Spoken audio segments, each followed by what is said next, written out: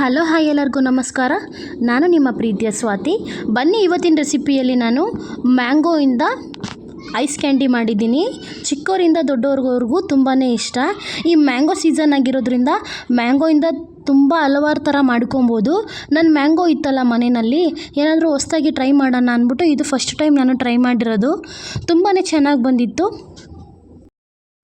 ತುಂಬಾ ಚೆನ್ನಾಗಿ ಬಂದಿತ್ತು ಕೂಡ. ಹಾಗೆ ನಾನು ಮನೆಯಲ್ಲಿ ಕೂಡ ನೆನ್ನೆ ನೈಟ್ ಕರೆಂಟ್ ಹೋಗಿತ್ತು. ಬೆಳಗ್ಗೆ ನೋಡಿದ್ರೆ ಈ ಥರ ಚೆನ್ನಾಗಿ ಬಂದಿತ್ತು. ನೋಡೋಣ ಇರು ಅಂತ ಅಂದ್ಬಿಟ್ಟು ತೆಗೆದು ನೋಡಿದ್ರೆ ಈ ಥರ ಬಂದಿತ್ತು. ಒಂದು 5 ಮಾಡ್ಕೊಂಡಿದ್ದೆ ಅಷ್ಟೇ, ಚಿಕ್ಕ ಕಪ್ಪಲ್ಲಿ, ಸ್ಟೀಲ್ ಕಪ್ಪಲ್ಲಿ. ನಿಮ್ಮ ಹತ್ರ ಸ್ಟೀಲ್ ಕಪ್ಪು ಇಲ್ಲ ಅಂತಂದರೆ ಪೇಪರ್ ಗ್ಲಾಸಲ್ಲಾದರೂ ಮಾಡ್ಕೋಬೋದು. ನಾನು ನಮ್ಮ ಮನೇಲಿ ಪೇಪರ್ ಗ್ಲಾಸ್ ಇರಲಿಲ್ಲ, ಹಂಗಾಗಿ ಮೋಲ್ಡ್ ಥರನೂ ಬರುತ್ತೆ, ಐಸ್ ಕ್ರೀಮ್ ಮೋಲ್ಡಲ್ಲೂ ಮಾಡ್ಕೋಬೋದು. ನೋಡಿ ನಾನು ಈ ಥರ ಸ್ಟೀಲ್ ಗ್ಲಾಸಲ್ಲಿ ಮಾವಿನ ಹಣ್ಣು ಎಲ್ಲ ಇದೇ ಥರ ಮಾಡಿಕೊಂಡು ಸ್ಟೀಲ್ ಗ್ಲಾಸ್ಗೆ ನಾನು ಫಿಲ್ ಮಾಡಿಬಿಟ್ಟು, ನೋಡಿ ಐಸ್ ಕ್ರೀಮ್ ಸ್ಟಿಕ್ ಬರುತ್ತಲ್ಲ, ಈ ಥರ ಐಸ್ ಕ್ರೀಮ್ ಸ್ಟಿಕ್ನ 5 ತೊಗೊಂಡಿದ್ದೀನಿ. 5 ಗ್ಲಾಸ್ಗೆ ಈ ಥರ ಐಸ್ ಕ್ರೀಮ್ ಸ್ಟಿಕ್ನ ಮಾಡಿ ಈ ಥರ ನೋಡಿ ಇಡ್ತಾಯಿದ್ದೀನಿ. ಈ ಥರ ನಾನು ನೆನ್ನೆ ನೈಟೇ ಮಾಡಿದ್ದೆ. ಏನಾಗಿದೆ ಕತೆ ಹೇಳ್ತೀನಿ ಕೇಳಿಸ್ಕೊಳ್ಳಿ. ನೆನ್ನೆ ನೈಟ್ ಕರೆಂಟ್ ಹೋಯ್ತಾ, ಕರೆಂಟ್ ಹೋಗಾದ್ಮೇಲೆ ಈ ಥರ ಮಾಡಿಟ್ಟೆ ಆಗುತ್ತೆ ಬೇಗ ಅಂತ. ಬಟ್ ಬೇಗ ಆಗಿಲ್ಲ. ಏನು ಮಾಡೋಕ್ಕಾಗಲ್ಲ. ಬೆಳಗ್ಗೆ ನೋಡೋಣ ಅಂತ ನೋಡಿದ್ರೆ ಒಂದು ಅರ್ಧ ಗಂಟೆ ಕರೆಂಟ್ ಬಂದೈತೆ ಬೆಳಗಿನ ಜಾವ. ಅರ್ಧ ಗಂಟೆಯಲ್ಲಿ ಈ ಥರ ಫ್ರೀಸ್ ಆಗಿತ್ತು. ಚೆನ್ನಾಗಾಗಿದೆ, ಪರವಾಗಿಲ್ಲ. ಫಸ್ಟ್ ಟೈಮ್ ಟ್ರೈ ಮಾಡಿರೋದಲ್ವ, ಏನು ಮಾಡೋಕ್ಕಾಗಲ್ಲ ಅಂದ್ಬಿಟ್ಟು ಬಿಡು ಹೋಗಲಿ ಮಾಡಿಕೊಂಡು. ಫಸ್ಟ್ ಟೈಮ್ ಅಲ್ವಾ, ಯಾರಿಗೇ ಆದ್ರೂ ಫಸ್ಟ್ ಟೈಮ್ ಚೆನ್ನಾಗಿ ಬರಲ್ಲ. ಆದ್ರೂ ಇಟ್ಸೋಕ್ಕೆ ನನಗೆ ಚೆನ್ನಾಗಿ ಬಂದಿತ್ತು. ಬನ್ನಿ ಅದಕ್ಕೆ ಬೇಕಾಗಿರೋ ಇಂಗ್ರೀಡಿಯೆಂಟ್ಸ್ ನೋಡೋಣ. ನೋಡಿ ನಾನು ಒಂದು ಪ್ಲೇಟಲ್ಲಿ ಮಾವಿನ ಹಣ್ಣು ತೊಗೊಂಡಿದ್ದೀನಿ. ಒಂದು ಅರ್ಧ kg ಮಾವಿನ ಹಣ್ಣು ತೊಗೊಂಡಿದ್ದೆ. ಅದರಲ್ಲಿ 2 ಮಾವಿನ ಹಣ್ಣು ಮಾತ್ರ ಯೂಸ್ ಮಾಡ್ಕೊಂಡಿದ್ದೀನಿ. ಅದ್ರ ಮೇಲ್ಗಡೆ ಚಿಪ್ಪೆಲ್ಲ ತೆಗೆದ್ಬಿಟ್ಟು ಅದ್ರ ಪಲ್ಪ್ ಯೂಸ್ ಮಾಡ್ತಾಯಿದ್ದೀನಿ. ಜೊತೆಗೆ ರಾ ಮಿಲ್ಕ್ ಇಟ್ಕೊಂಡಿದ್ದೀನಿ. ನೀವು ಕಾಯಿಸಿರೋ ಹಾಲು ಕೂಡ ಇಟ್ಕೋಬೋದು. ಸಕ್ಕರೆ, ಏಲಕ್ಕಿ ಕಾಯಿ ಫ್ಲೇವರ್ಗೆ, ಕೆಲವೊಬ್ಬರು ವೆನಿಲಾ ಎಸೆನ್ಸ್ ಹಾಕ್ತಾರೆ. ಅದ್ರ ಜೊತೆಗೆ ಒಂದು 4 ಗ್ಲಾಸ್ ಇಟ್ಕೊಂಡಿದ್ದೀನಿ. ಐಸ್ ಕ್ರೀಮ್ ಸ್ಟಿಕ್ ತೊಗೊಂಡಿದ್ದೀನಿ. ಇವಾಗ ಮಿಕ್ಸಿ ಜಾರ್ಗೆ ನಾವು ಏನು ಕಟ್ ಮಾಡಿ ಇಟ್ಕೊಂಡಿದ್ದೀವಿ ಅದೆಲ್ಲ ಸೇರಿಸ್ಕೊತಾ ಇದ್ದೀನಿ. ಮಿಕ್ಸಿ ಜಾರ್ನಲ್ಲಿ ಮಾವಿನ ಹಣ್ಣು ಮೇಲ್ಗಡೆ ಇರೋದನ್ನೆಲ್ಲ ಸಿಪ್ಪೆ ತೆಗೆದ್ಬಿಟ್ಟು ಅದು ಪಲ್ಪೆಲ್ಲ ಇದ್ರ ಜೊತೆಗೆ ಸೇರಿಸ್ಕೊತಾ ಇದ್ದೀನಿ. ಕೆಲವೊಬ್ಬರು ಬೆಲ್ಲದ ಪುಡಿನೂ ಹಾಕೋತಾರೆ. ನಾನು ಸಕ್ಕರೆ ಯೂಸ್ ಮಾಡ್ತಾಯಿದ್ದೀನಿ.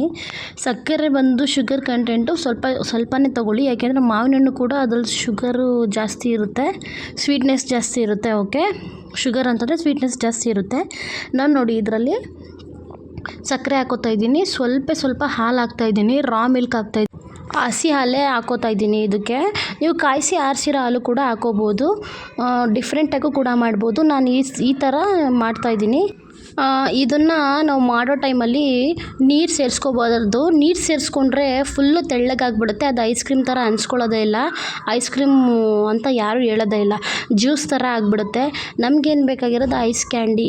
ಮಕ್ಕಳಿಗೆ ಐಸ್ ನೋಡಿದ್ರೆ ತುಂಬಾ ಇಷ್ಟಪಡ್ತಾರೆ. ಅದು ಔಟ್ಸೈಡ್ ತೊಗೊಂಡ್ರೆ ನಮ್ಮ ಹೆಲ್ತ್ಗೆ ಸೆಟ್ ಆಗೋದಿಲ್ಲ. ಮಕ್ಕಳಿಗೂ ಕೂಡ ಐಸ್ ಕ್ರೀಮು ಅಷ್ಟೇ ಮಕ್ಕಳಿಗೂ ಕೂಡ ಅಷ್ಟು ಒಳ್ಳೆಯದಲ್ಲ. ಯಾವಾಗಾದರೂ ನಾವು ಅಪರೂಪಕ್ಕೆ ಮಾಡ್ತೀವಿ ಅಂತಂದರೆ ಮಾಡಿಕೊಡ್ಬೋದು. ಇವಾಗ ಮ್ಯಾಂಗೋ ಸೀಸನ್ ಬೇರೆ ಅಲ್ವಾ, ನೋಡಿಕೊಂಡು ಚಿಪ್ಪೆ ಎಲ್ಲ ತೆಗೆದುಬಿಟ್ಟು ಅದರಲ್ಲಿ ಹುಳ ಇರುತ್ತೆ ನೋಡ್ಕೊಂಡು ಮಾಡ್ಕೊಳ್ಳಿ.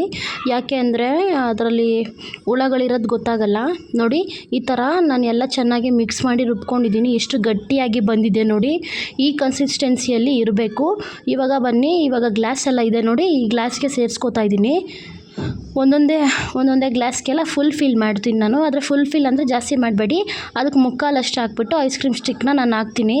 ಕೆಲವೊಬ್ಬರು ಅನುಕೂಲ ಇರೋರು ಏನು ಮಾಡ್ತೀರಾ, ಮೀಶೋ ಇದರಲ್ಲೆಲ್ಲ ಬುಕ್ ಮಾಡಿಬಿಟ್ಟು ತೊಗೊಂಬಂದಿರ್ತೀರಾ ಐಸ್ ಕ್ರೀಮ್ ಮೋಲ್ಡ್ನ.